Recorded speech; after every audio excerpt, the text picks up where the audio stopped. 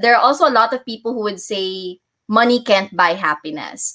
But in reality, that doesn't mean that finances can't affect your well-being. So, diba, if your financial health is in bad conditions, then it's going to affect several aspects of your life. So, that's why I feel as if you want to improve your well-being, then you also have to take care of your money health.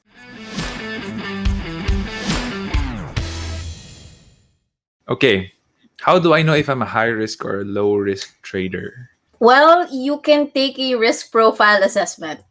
Ganun lang. There are lots of risk profile assessments online. But for you to identify it na, kunwari, yung tinatamad ka, it's based on two factors. Time horizon and your capital. So normally, if your time horizon is relatively short, then you're forced to sell, or there's a possibility that you can sell at a significant loss. So that's why it's riskier. Whereas, diba, if you invest long term, even though you have losses along the way, you can still recuperate. Another factor, going back to the second one, which is your capital. Basically, the amount of money that you can afford to lose will determine your risk tolerance.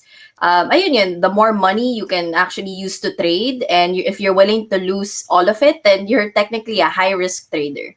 And you, Yeah. how about you, Sean? What would you say? Are you a high risk or a low risk trader? I'd say I'm somewhere in the middle. Middle, But moderate. because of Marvin Germa's hype, napa-high risk tuloy ako. No. But yeah, so I think I should have put less on my crypto. That's what I think right now. But maybe it's just because crypto is down. But yeah, I would say somewhere above average, maybe above average. Yeah. Okay, Ikaw ba? okay.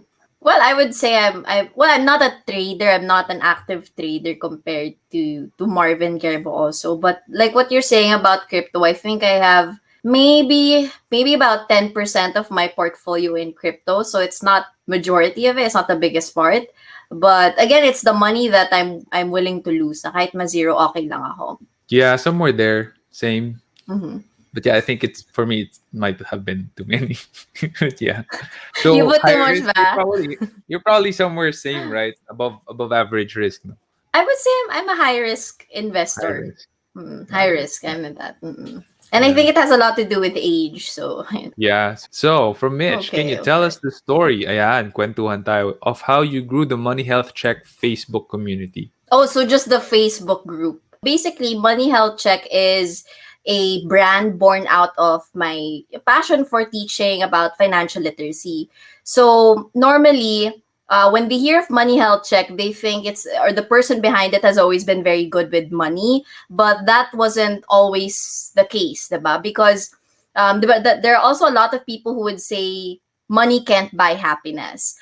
But in reality, that doesn't mean that finances can't affect your well-being. So, diba, if your financial health is in bad conditions, then it's going to affect several aspects of your life. So, that's why I feel as if you want to improve your well-being, then you also have to take care of your money health.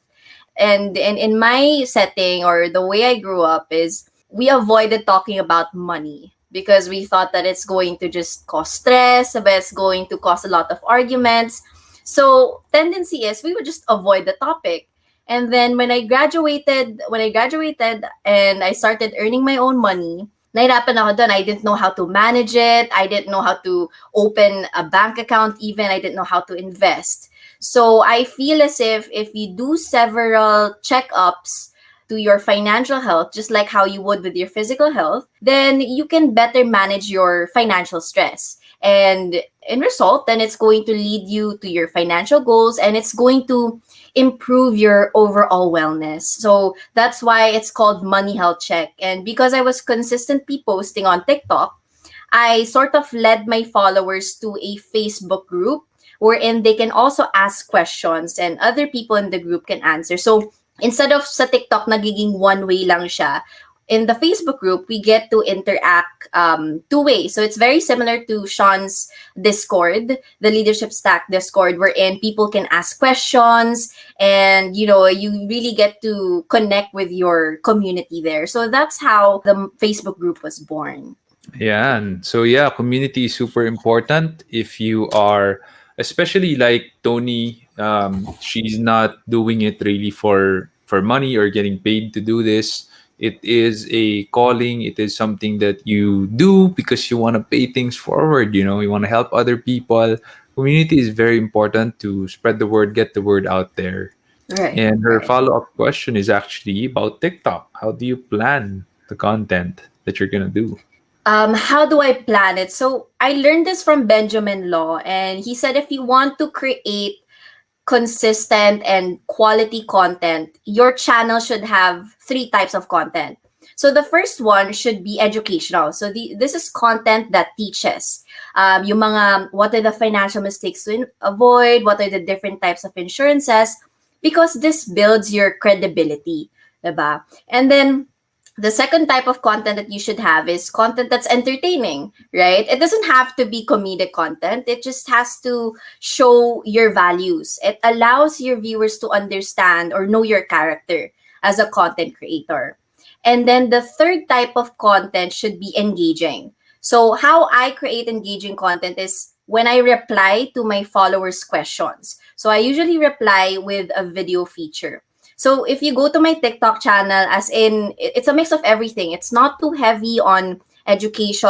I put in a few entertaining mga what do you call that, meme-like videos, and then I also respond to comments with the video feature. So you can see how it can't be too heavy on one, because if let's say my content is just all on teaching, diba, it's too technical, then to others you can seem like an intimidating person, right? Because sasabihin nila magaling siya, right? But parang hindi siya approachable. So I like to put in entertaining content every now and then, because it factors in that relatability to my followers, and at the same time they get to know me personally, basically who I am outside of being a financial advisor or a content creator. So I show like what Sean watched recently, a day in my life, mga ganon.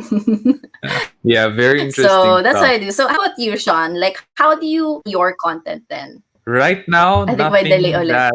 Yeah, I needed to hear your advice because I don't have anything entertaining there. I don't think I have anything yet that shows like who I am, like a day in my life content. I don't think I've ever done. Yeah, Really? yeah. Like vlog type of videos. Yeah, I haven't. Maybe I think I've written like I think you about my morning do. routine. Yeah, but No, never you vlog. do on your Instagram. Oh yeah, yeah. Instagram. Yeah, Like if that's uh, Instagram, it's more personal. Though that's yeah, not like a business account for you, but if you go to his Instagram, you should follow him, by the way. He'll post pictures about his family, parang how he's also a father, the things that he likes to do, which is to travel, mga ganon. So again, hindi siya funny, pero it shows your character. That's what entertaining could mean. And you're yeah, engaging your community by this live show, diba? You're answering your followers questions, and at the same time it becomes a two-way interaction, so it's a mix of three naman. Now, how do one create a prosperity mindset when you don't have enough money or are just living off your savings?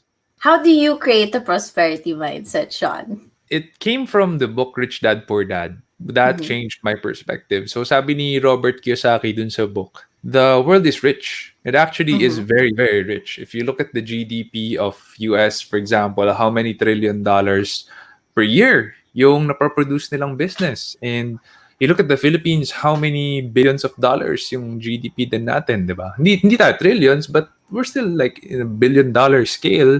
That's what we produce as a country. And so I thought that's a lot of money, you know. That's a lot of money. How come people keep thinking na mahirap ang buhay, mahirap ang pera, mahirap ang trabaho, walang pera. Di ba parang madalas ko marinig yun eh. Growing up, I didn't grow up in a rich family. Actually, we're like, you know, we had enough to get by. And I would often hear that. I would often hear that from my parents na mahirap ang buhay, mahirap ang pera. And then when I read Robert Kiyosaki's book, I thought about it, you know, oh, ano? Like, saan napupunta yung billion-dollar GDP ng Pilipinas? How can I also get into that GDP, di ba? Mhm. And what you have to do is really add value to yourself so you can add value to other people, and that's what the world will pay you for. That's my take on that. Okay. So speaking of books, the book that changed my entire perspective about money is The Secrets of the Millionaire Mind by T. Harv Eker. And I always promote this book, even though hindi naman ako paid to say this, but that was the very first book that, as you've said, ako dati wala talaga. Well, I did have a stable job, but I couldn't save. And I couldn't even save 5% of my annual income back then because I would always think na okay lang na I finish all the money I have because I know next month I'd be able to get it again. So I realized the error of my ways when I read that book, and I learned how you should change your money script. So you know how sometimes whenever we see, let's say, someone riding a sports car, we would always have that negative mindset or would think na ang yabang niya, diba? Usually, that's how we view people who had money back then. And sometimes we tell ourselves, oh, I'll never be able to afford that. So if you keep thinking this way, or if you maintain this perspective, then you will feel as if you'll never be as successful as your wealthy friends. And this is basically an example of having a negative money script. So your money script will shape the way you view about money. And that's why another part of having a good money script is to have a direction for your money. So your money needs to have direction. And that's why, as financial advisors, we do financial planning because it's important when you have a plan for your money so that at least you'll be able to shift your direction. You'll know your biggest why, about on why you're saving, on why you're investing. So even if you don't have enough savings, thinking na eto yung goal mo, you want to be financially free, you want to be able to work at a job that you love without worrying about money, then you will be more motivated, or you shift your mindset to abundance when you have a direction for your goals. So that's my take on it. Really good stuff, no? For we look at people who have billion-dollar businesses, like mentioned, person with a Ferrari. And I remember lang Elon Musk tweeted this not so long ago na we tell people about the American dream. We tell people to work hard, to hustle, have a Mhm. successful outlook of the future. And then once you become a billionaire, people start looking at you and saying, "Why don't you give that away?" or "Why do you have all the money?" It's so ironic what's happening to, di ba? Parang mahirap sa world that the mindset is generally wrong. And even here in the Philippines, we have the crab mentality, laganap daw. So, Right, right. and you look at people, you feel like they don't understand me because they're rich. That money could have been used to donate to the poor or something like that, right? And it's sad, Mhm. sad because they worked for that. Right. Yeah, it most people they really worked hard for it, diba? So, yeah, Right, right. And I guess those misconceptions have a lot to do with how we were raised, yung upbringing. Ako kasi, I mean, I was born in quite a privileged family, but there was a point when we lost it all. So, from having that comfortable lifestyle, we had to make a dramatic shift. So from a house, we had to move into an apartment that was only good for one person. Studio apartment lang siya, but we were five in the family, and I had to sleep on the floor. So, and nung time na yon, my mom still had that mindset na when money comes, we have to spend it. So even then, when we were so broke, she kept spending on bags, she kept spending on luxurious things. And dun ko naalala na parang, ayun nga, your environment really affects the way you spend money. That's why I'm super thankful that right now I have a circle of friends who are just as motivated as me to make money, to invest money, and ayun. So it also has a lot to do with your circle of friends. Kaya nga sabi nila, diba, your network is your net worth. really good stuff. And I think at your age, doing what you do, you'd probably blow past whatever it is that I've been able to also do during that time.